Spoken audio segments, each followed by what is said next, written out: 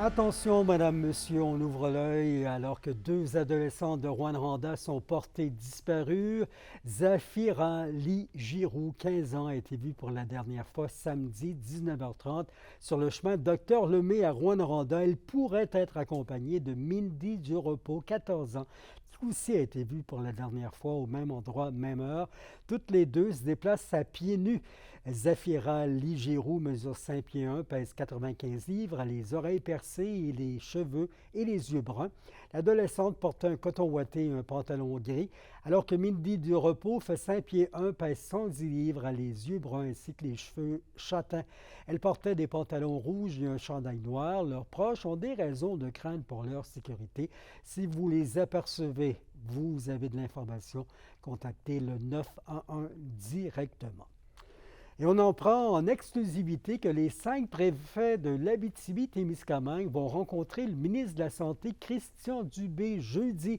Ils veulent exprimer leur inquiétude face aux réorganisations et aux pertes de services dans la région. Comme la pénurie de personnel de soins se fait largement ressentir, les élus souhaitent que des mesures d'attraction spécifiques à la région soient adoptées.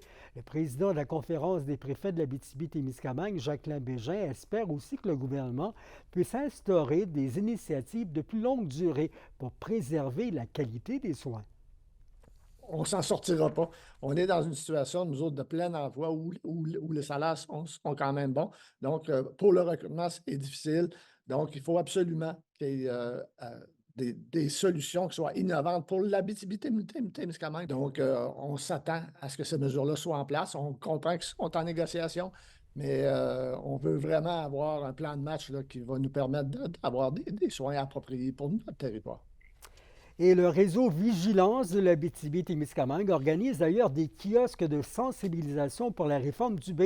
Ça se passe jeudi aussi aux promenades du Cuivre de Rouen-Noranda, à la Plaza Lasserre, à la place Centre-Ville d'Amos et à l'hôpital à Val-d'Or. Ces citoyens engagés considèrent que la loi 15 ouvre la porte au privé et à la centralisation.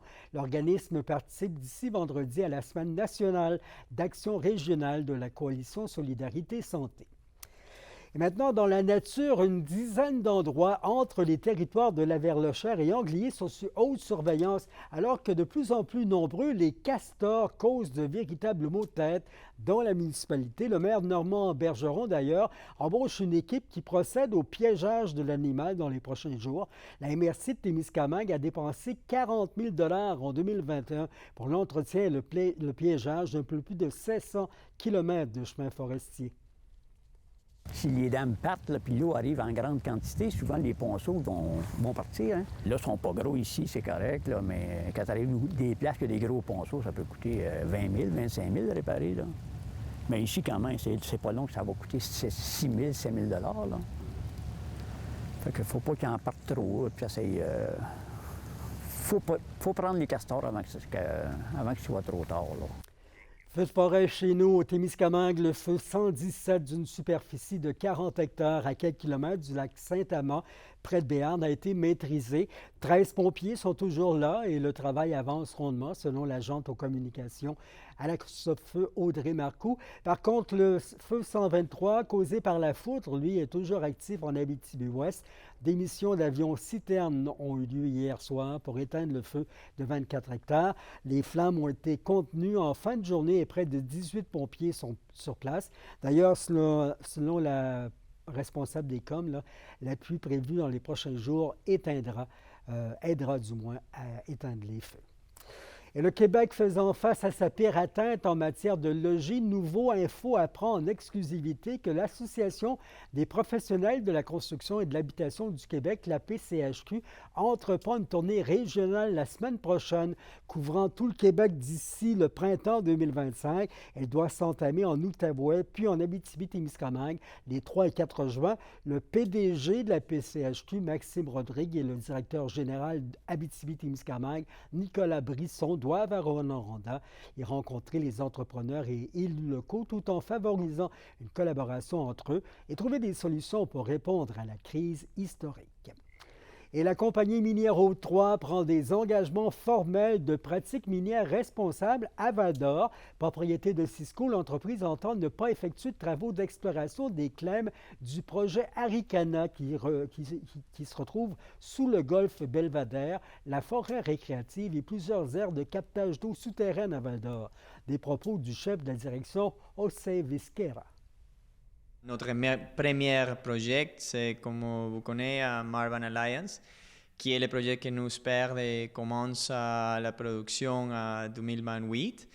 Mais aujourd'hui, nous avons le projet Harikana qui est un terrain particulier, en le sens qu'il y a les terrains de golf, il y a de l'eau souterraine catégorie 1, et les forêts industrielles aussi, qui pour nous c'est important de montrer la bonne intention de travail avec la citoyenne et la communauté de Val-d'Or.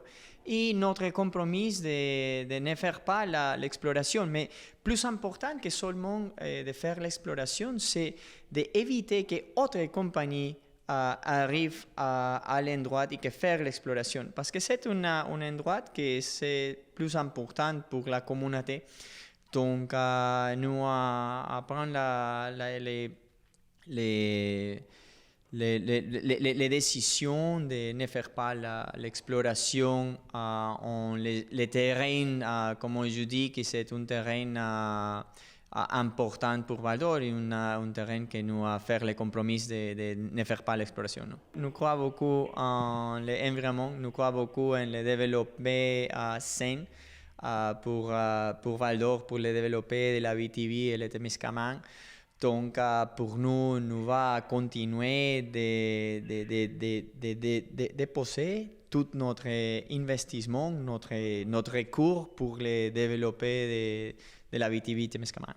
Ça vaut la peine le développement de Val-d'Or, ça vaut la peine le développement de la BTB, ça vaut la peine le développement d'une manière différente, d'une manière que nous pouvons de partager avec les personnes qui vivent à surroundings de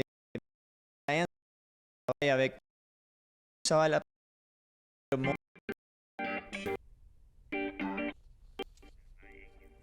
Désolé pour ces problèmes techniques. 8000 visiteurs ont pris part à la 48e édition du Salon du Livre en Abitibi-Témiscamingue, cycle clôturé hier à la Sarre. Ça dépasse bien sûr les attentes, les entendements. Jeudi et vendredi, 3200 élèves se sont déplacés pour l'événement et au total, 135 auteurs étaient présents pour y rencontrer notre population. Plusieurs athlètes de Rouyn-Noranda étaient au championnat national Wadokai à Delhi, en Ontario, en fin de semaine, chez les enfants entre 9 et 13 ans. 6 médailles d'or ont été récoltées chez les Blanches-Jaunes par Ethan Vivier, Mathias Beaulieu, Ami Zouek et Liam Villeneuve. Félix Parker, dans la catégorie brune, a gagné 2 médailles d'argent. Mathias Beaulieu et Annabelle Sauvé ont remporté 2 médailles de bronze dans la catégorie blanche-jaune. Et dans cette même catégorie, mais chez les adultes, Jean-Frédéric Baudouin-Maheu reçoit 2 médailles d'or, Kim Delisle, une médaille d'or et une médaille d'argent. Attention à vos fleurs, plants et arbustes. L'Environnement Canada émet un avis de gel cette semaine et la pluie se poursuit ce soir avec un risque d'orage et autour de 15 mm d'eau minimum à près de 10. Demain, des averses jusqu'en après-midi, maximum à 16. Et mercredi, du soleil qui s'installe d'ailleurs pour le reste de la semaine avec 15 degrés. C'était vos infos régionales. Les élus de Rouyn-Noranda sont en conseil de ville ce soir. À Rouyn-Noranda, bien sûr, notre équipe vous rapporte leurs travaux demain matin lors des capsules d'actualité qui débutent bien de bonne heure. Passez une bonne soirée, mesdames, messieurs. Merci d'être là. À demain.